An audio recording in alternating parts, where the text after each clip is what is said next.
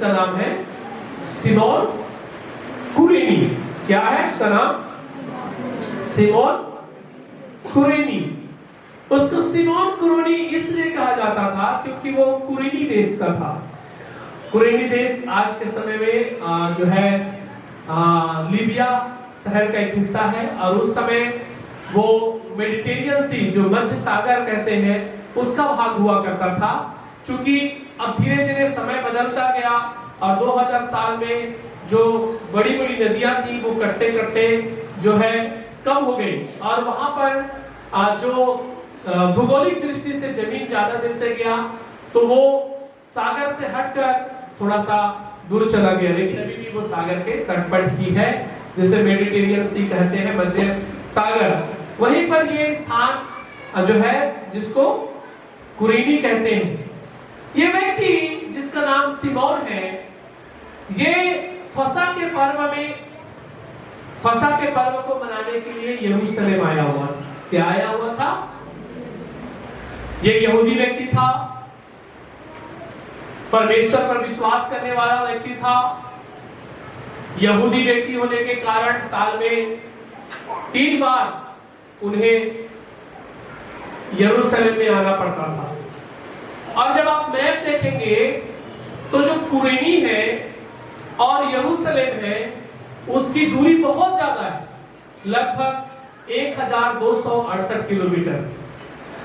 तो एक व्यक्ति जो इतना दूर से आया है, जो यरूशलेम का पर्व को, फसह का पर्व को मना लिया है, अब अपने घर जाने की वापस क्या कर रहा है? तैयारी कर रहा है। और रास्ते में जाते जाते जब सिमोन कुरेनी जब रास्ते से निकला, तब लोगों की नजर, रोमी शासक की नजर इस सिमोन नाम के व्यक्ति पर पड़ा। ये व्यक्ति वहां से गुजर रहा था, उस रास्ते से गुजर रहा था। इसका यीशु मसीह से कोई लेना देना नहीं था, ये यीशु मसीह को जानता भी नहीं था, क्योंकि ये क्या मनाने आया था? पर्व मनाने आया था। क्योंकि एक यहूदी व्यक्ति था और हर एक यहूदी व्यक्ति को साल में 3 बार यरूशलेम पर्व मनाने आना पड़ता था। कौन सा पर्व?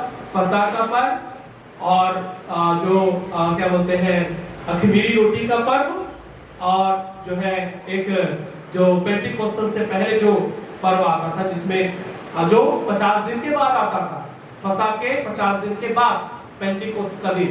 ठीक है, ये तीनों पर्व को लोग जो है अलग अलग जगहों से यरूशलेम में मनाने के लिए आते थे। तो ये भी क्या हुआ था? उस पर्व को मनाने के लिए आया हुआ था। ये यीशु मसीह को नहीं जानता था, ये यीशु मसीह के बारे में सुना जरूर रहा होगा, लेकिन ये यीशु मसीह को नहीं जानता। क्यों? क्योंकि एक व्यक्ति 1268 किलोमीटर दूर रह रहा है, वो यीशु के बारे में कहां से जानेगा? क्योंकि उस समय कोई मोबाइल नहीं था, फोन नहीं था, कोई रेडियो नहीं था, किसी प्रकार का कोई मैसेज देने के लिए किसी प्रकार का कोई संचालक नहीं था।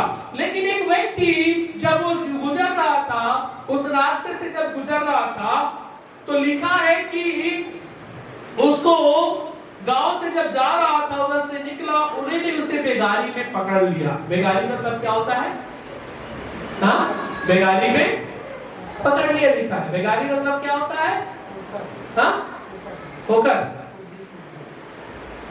और अच्छा, इंग्लिश में लिखा है फोर्स करके। क्या करके? जबरदस्ती। क्या चीज है ना? इंग्लिश में लिखा है, पढ़ेंगे इंग्लिश बाइबल तो लिखा है फोर्स करके। किसी पास इंग्लिश बाइबल है? क्या रानी इंग्लिश बाइबल लेके पढ़ तो, बड़े जोर से पढ़, खड़ा होके पढ़, खड़ा होके पढ़ना। मरकुस 15:21 पढ़, खड़ा होके पढ़ तो।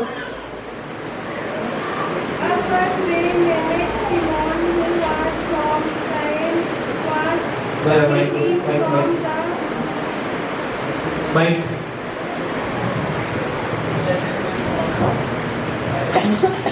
और किसी के पास इंग्लिश बाइबल है? पढ़ने वाले बच्चे इंग्लिश बाइबल पढ़ा कर। हाँ, युवराज के पास है लेकिन पढ़ता है। हाँ, पढ़ो अच्छा से। हाँ, ठीक। A baker by name Simon, who was from Rome, was coming in from the countryside just then and the soldiers forced him to die Jesus. For Simon बस, बस, was बस, the बस। father of बस तो अच्छा पढ़ा आपने, अच्छा है? लेकिन शब्द को थोड़ा सा ध्यान से पढ़ना, ठीक है? ये फोर्सेड नहीं है, फोर्स है। क्या है? आर साइलेंट रहेगा, आर, क्योंकि आर के पहले वॉवेल है, और जब भी वॉवेल आएगा तो साइलेंट करना। इंग्लिश में जो भी पढ़ते हो, मैं आपको बुद्धि दे रहा हूं पढ़ने का। जो भी आर कांस्टेंट क्या है? क्या है? आर क्या है? व्यंजन है, ठीक है? और वो जब आर के पहले कोई स्वर है, इंग्लिश में 5 स्वर है, ए ई आई ओ यू, तो वो साइलेंट रहेगा। जैसे कार, कार नहीं पढ़ते हम लोग, कार कार बोलते हैं, कार नहीं, कार। इसको इंग्लिश में क्या बोलते हैं? Car. This is my car, car नहीं बोलते है ना? तो क्या है ये? फोर्स नहीं है, क्या है? फोर्स है, ठीक है? थैंक यू पढ़ने के लिए रानी, ठीक है? ओके, और मेहनत करना, ठीक है? अच्छा आप पढ़ रहे हैं, ठीक है? A certain man from Cyrene, Simon the father of Alexander and the Rufus, was passing by on his way in the from the country, and they forced him to carry the cross. यहाँ पर लिखा है force किए, लिखा है। Force मतलब सबसे जबरदस्ती किया, मतलब उसका इच्छा नहीं था वो क्रूस को उठाने का, उसका मर्जी नहीं था वो क्रूस को उठाने का, उसका मन में कोई प्रकार का इंटरेस्ट नहीं था क्रूस को उठाने का। लेकिन यहाँ पर लिखा है वहां पर जो रोमी साम्राज्य के लोग थे, उन्होंने उसको क्या किया? हाथ पकड़कर घसीट कर लाया और कहा चल इस क्रूस को क्या कर, उठा।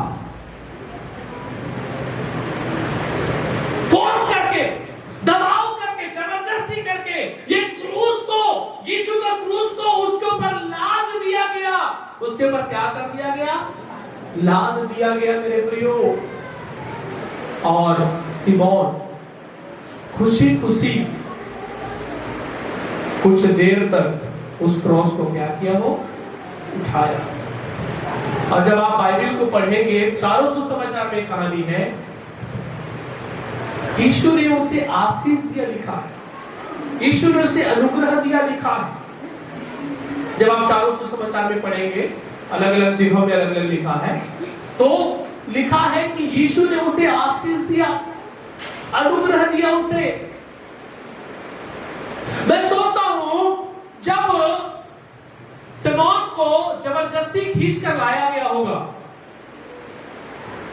वो लोगों से कहा होगा कि नहीं मुझे 1268 किलोमीटर दूर जाना है, कुरेनी देश मेरा जाना है, पैदल मुझे जाना है, इतना दूर है, इतना लंबा यात्रा है, मुझे मत खींचो, मुझे मत खींचो, किसी और को रख लो, किसी और व्यक्ति को देख लो जो यहीं के आसपास का हो। और आपको पता है जब यीशु मसीह क्रूस पर चढ़ रहा था, ना तो उसके चेले सामने आए, ना उसके लोग थे, ना उसके रिश्तेदार थे, ना उसके परिवार के लोग थे, वहां पर कोई भी नहीं था। लेकिन एक व्यक्ति जब गुजर रहा था, उसे पकड़कर उसे क्या कर दिया गया? जबरदस्ती उसके कंधे पर रोमी सैनिकों ने उस क्रूस को क्या कर दिया? उठा दिया। जब हो सकता है आप में से जो चर्च आते होंगे, आपको लगता होगा कि ये काम मैं नहीं कर सकता, लेकिन जबरदस्ती पास्टर मुझे क्या कर रहा है? क्या कर रहा है? मुझे फोर्स कर रहा है इस काम को करने के लिए, है ना? ये काम मेरे से नहीं हो सकता। सिमोन से हो सकता था क्या? 90 किलो का क्रूस है वो। कितने किलो का क्रूस है वो? है? बस 10 किलो और 1 कुंटल। आप 1 कुंटल मतलब 2 बोरी चावल, कितना बोरी? एक बोरी धान में कितना आता है? 44 किलो, है ना? कितना? 40 किलो, है? 40 दूनी 80, मतलब 2 बोरी से भी ज्यादा। एक व्यक्ति कितना बोरी उठा सकता है? 1 बोरी, है ना? एक टाइम में 2 बोरी उठाना उसके लिए बहुत मुश्किल है। अब सोचो 90 किलो को क्रूस को यीशु मसीह कितने समय से पकड़कर चल रहा है, और लास्ट में उस क्रूस को जबरदस्ती सिमोन के ऊपर क्या कर दिया गया? थोप दिया गया। वो भी कहा होगा एक लज्जा महसूस हुआ होगा, उसे शर्म आई होगी क्रूस को उठाने में, है ना? क्योंकि क्रूस कौन उठाता था? मुजरिम लोगों को क्रूस दिया जाता था। किसको दिया जाता था? जो मुजरिम है, जो गुनाह किए हैं, जो पाप किए हैं, जो रोमी लोगों का जो है उन आज्ञा का उल्लंघन किए हैं या किसी प्रकार का अपराध में पकड़े गए हैं, ऐसे व्यक्तियों को क्रूस को लादा जाता था। और ये सिमोन व्यक्ति निर्दोष है, यीशु मसीह भी निर्दोष है, लेकिन जबरदस्ती सिमोन उस क्रूस को जो है उसको पकड़ा दिया गया है और उसको विवश कर रहा है, मार रहा है, उसको जबरदस्ती लेकर जाया जा रहा है। मैं ऐसा सोचता हूँ जब सिमोन ने क्रूस लिया होगा उसे भी लज्जा महसूस हुआ होगा। क्यों? क्योंकि मैं तो कोई अपराधी नहीं हूं, मैंने कोई पाप नहीं किया है, लेकिन ये क्रूस को जबरदस्ती मेरे ऊपर क्या किया जा रहा है? लादा जा रहा है। वो मन में सोचा होगा, बाइबल में लिखा नहीं है, मन में सोचा होगा, लेकिन उसने उस क्रूस को उठाया और वो चलते रहा मेरे प्रिय, उसने मदद की और परमेश्वर ने उसे आशीष दी। आज मैं आपसे कहना चाहता हूं, परमेश्वर का काम, प्रभु यीशु मसीह की सेवकाई, हो सकता है कुछ काम आपको करने में लज्जा आती होगी, शर्म आती होगी, क्योंकि आपने कभी उसे किया नहीं है, लेकिन हो सकता है उसी काम के द्वारा परमेश्वर आप पर अनुग्रह करना चाहता होगा। हालेलुया। और अगर उस काम को करते हैं, निश्चय परमेश्वर हमें जरूर अनुग्रह देगा। हालेलुया, प्रेज़ द लॉर्ड, आमीन। हम अक्सर उस काम को करना चाहते हैं जो सहज है, सरल है, जिस काम में हमें हो सकता है प्रशंसा मिले, जिस काम के लिए हो सकता है हमें तारीफ मिले, तारीफ के फूल बांधा जाए, लेकिन मेरे प्रियो हम उस काम को कभी नहीं करना चाहते हैं जिस काम में हमें क्या महसूस हो? लज्जा या शर्म महसूस हो। लेकिन सिमोन ने क्यों किया? क्योंकि मैं ऐसा सोचता हूं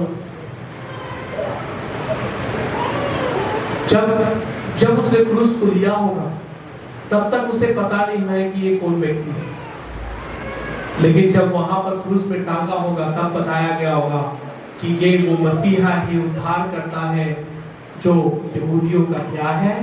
राजा है। वो अपने आप को सौभाग्यशाली महसूस किया होगा, अपने आप को आशीषित महसूस किया होगा। कहा होगा, अरे मैं नहीं जानता था ये यीशु मसीह का क्रूस है, लेकिन मुझे उठाने का सौभाग्य मिला। हालेलुया। अगर आपको कलीसिया में, चर्च में, परमेश्वर की सेवकाई में अगर कोई भार उठाने का अवसर मिल रहा है, आप उसे लज्जा की बात ना समझे, उसे फक्र की बात समझे, क्योंकि परमेश्वर आपको उसी के द्वारा आपके जीवन में अनुग्रह देना चाहता है। हालेलुया। लेकिन कई बार कई लोगों को प्लेट धोने में दिक्कत होता है, जूठा उठाने में दिक्कत होता है ना? कई बार बाथरूम साफ करने में तकलीफ होता है। जो काम गंदा है, जिससे हाथ गंदा हो सकता है, साड़ी खराब हो सकता है, जिससे हमारा जो है एनर्जी ज्यादा जा सकता है, वो काम तो हमेशा हम क्या समझते हैं? लज्जा का पात्र समझते हैं। मैं सोचता हूँ क्यों हम चर्च में से लज्जा की बात समझते हैं? क्योंकि घर में तो हम करते ही, घर में हमें शर्म नहीं आता, घर में हमें बाथरूम धोने में शर्म नहीं आता, हमें घर में जो है बर्तन साफ करने में शर्म नहीं आता, हमें घर में जो है बचा हुआ भोजन करने में शर्म नहीं आता है, हमें घर में जो है गंदगी उठाने में शर्म नहीं आता, लेकिन चर्च में हमें लज्जा महसूस होती है चार लोगों के बीच में कि इसे मैं उठाऊंगा तो लोग क्या समझेंगे। लेकिन आपको पता नहीं, आपका एक एक कदम, आपका एक एक स्टेप जो आपने यीशु की सेवा के लिए लिया है, परमेश्वर उसमें आपको अनुग्रह देना चाहता है। Hallelujah, praise the lord, hallelujah.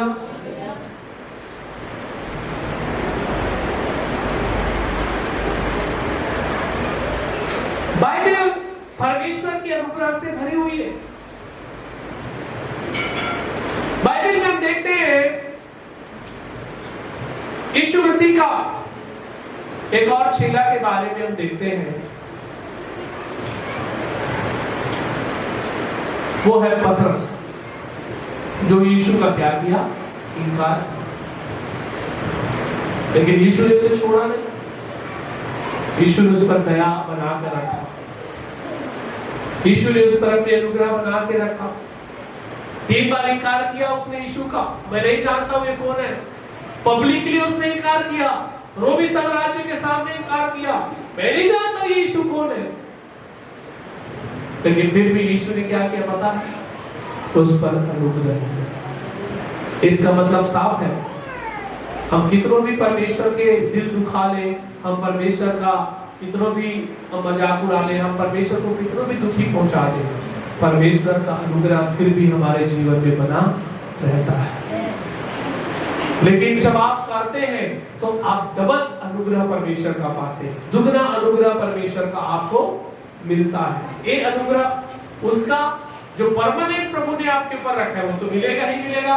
दूसरा अनुग्रह वो जो आपने किया है उसके बदले परमेश्वर आपको अनुग्रह देना चाहता है। हालेलुया, आमीन, हालेलुया। तो कलीसिया का कोई भी काम को, कोई भी जिम्मेदारी को आप बोझ समझकर ना करें, परंतु एक सौभाग्य, एक सेवा का अवसर मिला है मुझे, हो सकता है मुझे इसी के द्वारा प्रभु मुझे आशीष देते हैं। हो सकता है आपने बर्तन धोया होगा, प्रभु इसमें आपको आशीष दे दे। अगर आपने टॉयलेट साफ किया उसमें प्रभु आशीष दे सकता है। परमेश्वर आपके उन हर एक कामों में जिसको आप लज्जा का बात समझ रहे हैं, लेकिन प्रभु से अनुग्रह का बात समझ रहा है। Hallelujah, praise the Lord.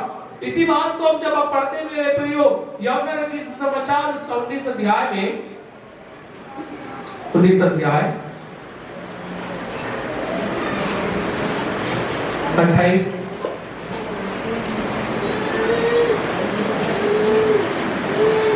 इसके बाद यीशु ने यह जानकर कि अब सब कुछ पूरा हो चुका, इसलिए कि पवित्र शास्त्र में जो कहा था वह पूरा हो गया, मैं प्यासा हूं।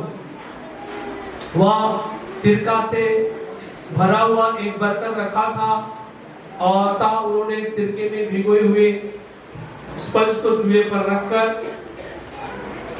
उसके मुंह से लगाया।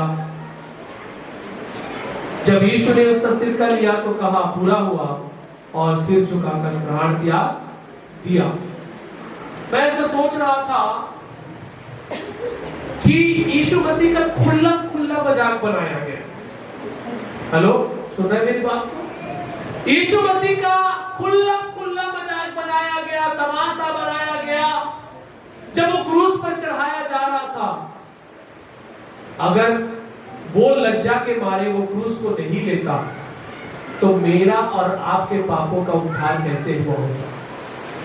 लेकिन उसने लज्जा की बात नहीं समझा, उस क्रूस की मृत्यु को उसने सह लिया, क्योंकि उसने सोचा कि मैं अगर क्रूस पर नहीं चढ़ूंगा तो मेरे लोगों का उद्धार कैसे होगा। हालेलुया, हमें याद रखिए, आप जो कुछ कर रहे हैं आपके द्वारा कईयों के जीवन बचाने के लिए, कईयों के लिए आपको शायद तक लज्जित होना पड़ेगा, लज्जा का कारण आपको बनना पड़ेगा।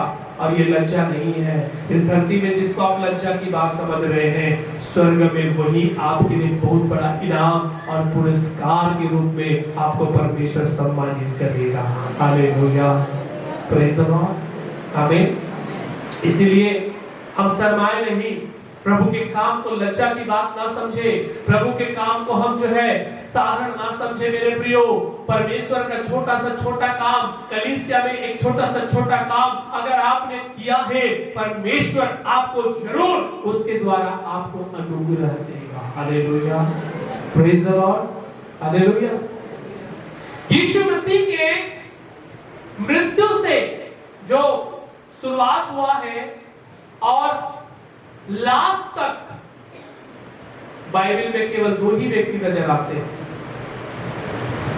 एक सिमोन कुरेनी जिसने क्रूस उठाकर चला, और एक अरमतिया का यूसुफ जिसने उसके लाश को दफनाया।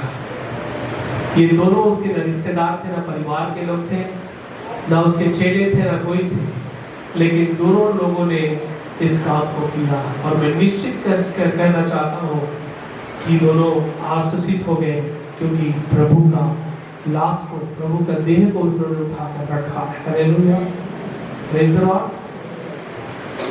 आज मैं यही कहना चाहता हूँ परमेश्वर जो आपको जिम्मेदारी दे रहा है, आज आप उससे भाग रहे हैं, कल आप जिम्मेदारी मांगेंगे तो भी आपको मिलने वाला नहीं है।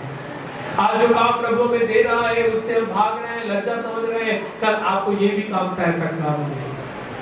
क्योंकि जो बार बार किसी चीज को इनकार करता है, परमेश्वर उसे उस चीजों को बार बार नहीं देता, उसे छोड़ देता है। परमेश्वर किसी को चुनता है, किसी को खड़ा करता है ना। और सिमोन को परमेश्वर ने शायद तक पहले से चुना था। मान के चलो अगर वहां पर सिमोन इनकार कर देता तो कोई ना कोई तो होता जो उसके क्रूस को जरूर उठाने में मदद करता, लेकिन सिमोन ने इनकार नहीं किया। भले से उसे जबरदस्ती डाला गया, लेकिन उसने इनकार नहीं किया। वो ले लिया क्रूस को और चलता रहा। यीशु का क्रूस को लेकर चलता रहा। आज हम मेरे प्रियो यीशु के क्रूस को उठाकर हम भी चल रहे हैं। क्रूस उठाना क्या है? दुख को उठाना यीशु मसीह का, यीशु मसीह के साथ चलना। आज भूखे प्यासे होकर अगर हम प्रभु का काम कर रहे हैं, हम अपनी जिम्मेदारियों को छोड़कर प्रभु का काम कर रहे हैं, मैं आपसे कहना चाहता हूँ परमेश्वर के लिए जो आपने किया है उसमें प्रभु आपको जरूर अनुग्रह देगा। हालेलुया। परमेश्वर आपको देखा नहीं करेगा, क्योंकि परमेश्वर आपसे प्रेम करता है।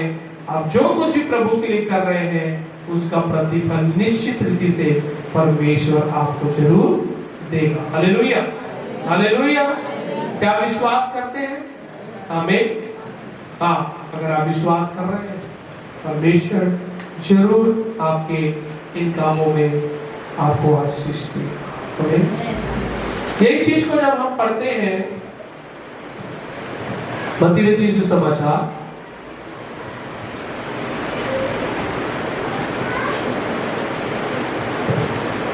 27 अध्याय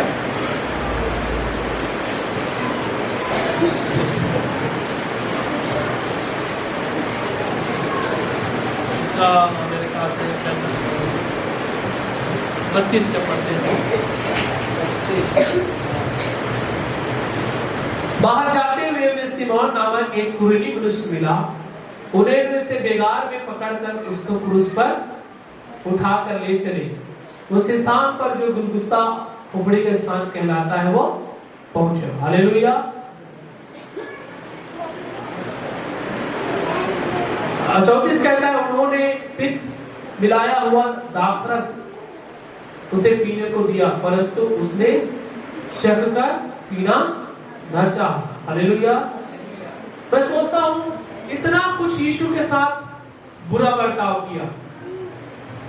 यीशु के साथ कैसा बर्ताव हुआ? वो राजा था, वो दुनिया का राजा था, लेकिन उसके साथ एक नौकरों से भी बदतर बर्ताव हुआ। एक दुश्मन के साथ भी इतना बर्ताव नहीं होता है जैसा उसके साथ पित्त मिलाया। पित्त कैसा रहता है? कड़वा रहता है। कैसा रहता है? उस पित्त को मिलाकर उसको दाखरस दिया गया चाटने के लिए। लिखा गया है उसके कपड़े फाड़े गए, लिखा है उसे नंगा किया गया, लिखा है उसको जो है चोर और डाकू के बीच में उसको स्थान मिला। आपको पता है यहाँ लिखा है कि उसको प्रदोष पत्र लगाया गया कि ये यहूदियों का राजा है। उस पर थूका गया, मारा गया, कोड़े बरसाए गए, उसे कितना लज्जित किया गया, फिर भी उसने उसे लज्जा की बात न समझी। लेकिन आज हम छोटे छोटे कामों को लज्जा की बात समझते हैं। हम चर्च के काम से कतराते हैं। हम कुछ काम दे दे 4 लोगों के बीच में कैसे इसको करेंगे कि हम शर्माते हैं। मेरे प्रिय, मैं आपसे कहना चाहता हूँ जो हंसकर प्रभु के काम को करेगा प्रभु उसको अनुग्रह जरूर देगा। आमीन। लेकिन अगर आप कुड़कुड़ा के कर रहे हैं तो उसे ना करना बेहतर है, क्योंकि आपको आशीष मिलने वाला नहीं है ना। तो सिमोन कुरेनी को उस क्रूस को उठाने के द्वारा क्या मिला? अनुग्रह मिला। आज आप परमेश्वर का जो भी जिम्मेदारी उठा रहे हैं, आप विश्वास करें आपको मुझको उसके द्वारा जरूर अनुग्रह मिलेगा। हालेलुया। प्रभु इस वचन से आप सबको आशीष दे।